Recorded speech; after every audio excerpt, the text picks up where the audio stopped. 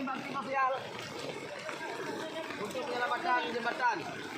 Inilah bakti sosial masyarakat Kampung Prayawi untuk menyelamatkan satu jembatan penghubung antara Pasir Putih dan Kedai Kemuning, jalur lintas. Inilah keadaan jalur lintas ini yang airnya sudah mencapai 1 meter lebih di atas permukaan jalan lintas Pasir Putih Kedai Kemuning. Terima kasih yang dapat kami sampaikan pada hari ini. Nanti di liputan 6 siang kami kembali.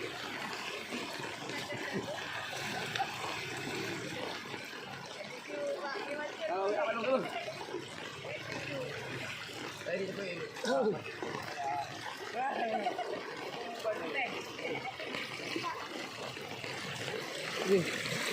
Mantap.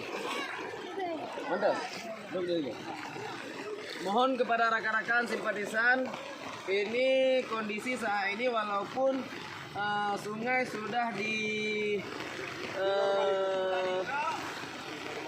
dinormalisasi, keadaan sungai sudah dinormalisasi, namun banjir di tempat kami tetap masih seperti biasa. Mina.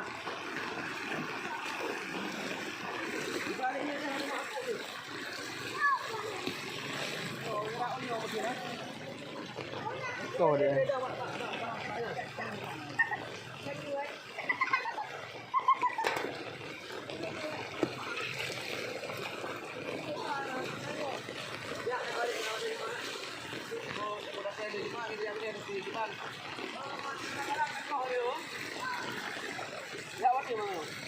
Ikan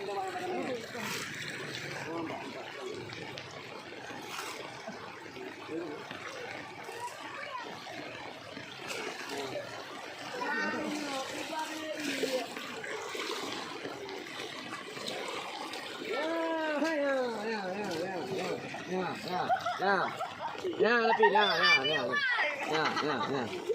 Cái xe kìa, cái xe như cái này,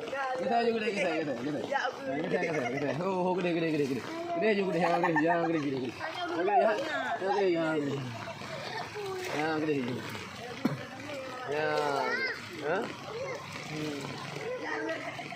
cái này hay ra cái đang ý.